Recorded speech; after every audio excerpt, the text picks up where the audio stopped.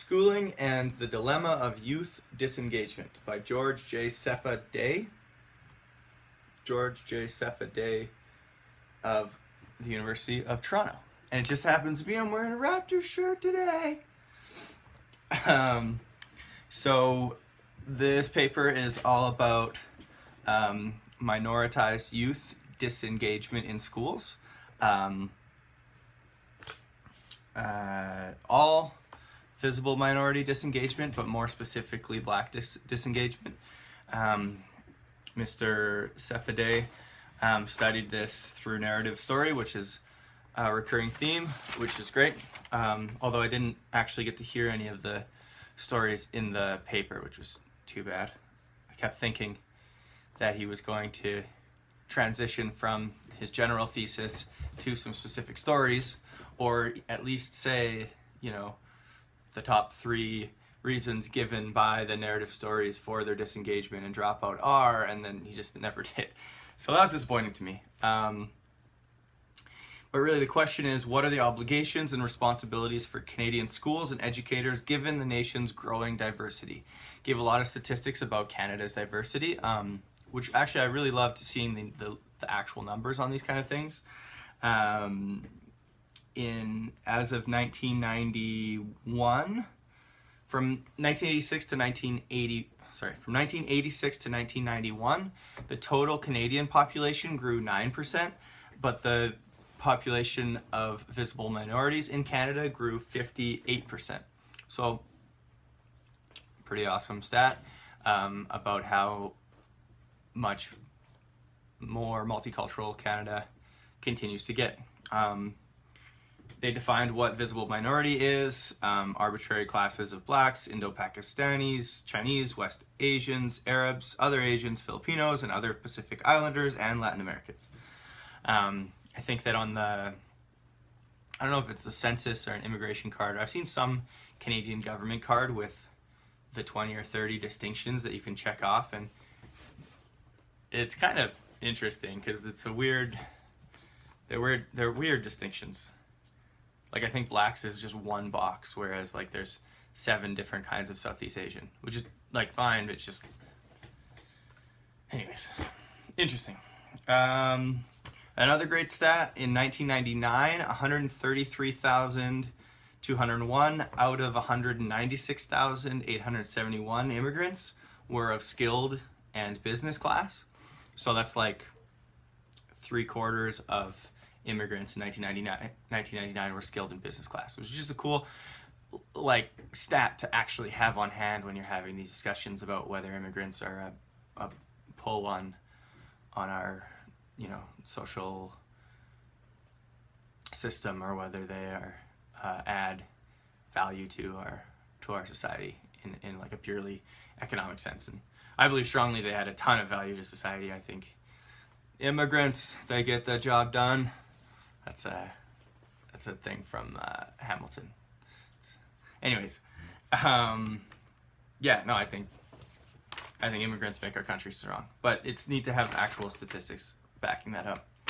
So anyways, in terms of dropping out from high schools, the statistics also show that it's much higher for Black, First Nations, and Portuguese students have the significantly higher dropout rates in Ontario. And so Dr. Sefa is looking at the dilemma of schooling disengagement. He does point to the idea that there's kind of 2 ways to go in terms of discussing the why of the question of why kids drop out. There's the individual and family way of, these individuals are dropping out, what are the individual reasons? And then there's the kind of more systemic failure way of looking at the schools and the teachers and the system and how that's failing. And he says that our scientific way of studying often excuses institutions and only looks at individuals. And so his paper is looking at the institution, but he does agree that it's both individuals and the institution that can be looked at for dropping out. Yeah, so he keeps saying that looking at prior experience and individual narratives was really, really important and helpful in studying. But then in this paper, I don't get to see any of it, which is really too bad. One interesting point he said, when these dropouts are doing menial jobs, there seems to be little interest in their plight. So he says, dropping out is only an issue when we as a society see these people who drop out as doing, hurting our society. You know, back in the 60s, when many students who dropped out of high school would still do a labor job, that was fine, but now it's not, which is interesting. He also touches on the idea of being colorblind versus recognizing identity. Within schools, the denial around racism takes the form of race as a taboo subject in some classrooms. The sense is that the least said about race, the better students are for it. This becomes problematic when it is acknowledged that race is an important aspect of our identities that structures social organization. So that's a really neat point that I definitely feel on both sides, as clearly a white Canadian, whatever, visible majority or whatever. I often feel that the safer route is to not talk about race and recognize all the other factors and focus on the other factors as much as possible. And so I do connect with the whole the least said about race, the better students are for it. But I also think that is a problem, because we all see race, and to deny that it's a thing, I don't think helps. So what to do about that, I don't really know, but it was a neat point that he made.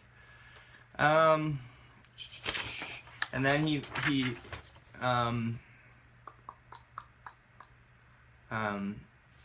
talks about inclusion and the inclusive classroom as the answer, having classrooms that respect the different types of knowing and the different cultural knowledge that come into the classroom. So he gives a handful of suggestions. I'll just rip through them here. The first one is that he believes in alternative schools. So he gave this example of a school in Toronto for African Canadians. It's literally called like the Toronto School of African Canadians.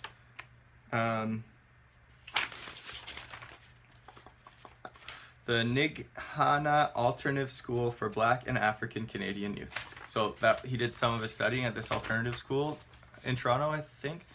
And so that's one suggestion that he has for a solution, is to have alternative schooling that can be more focused on diverse culture.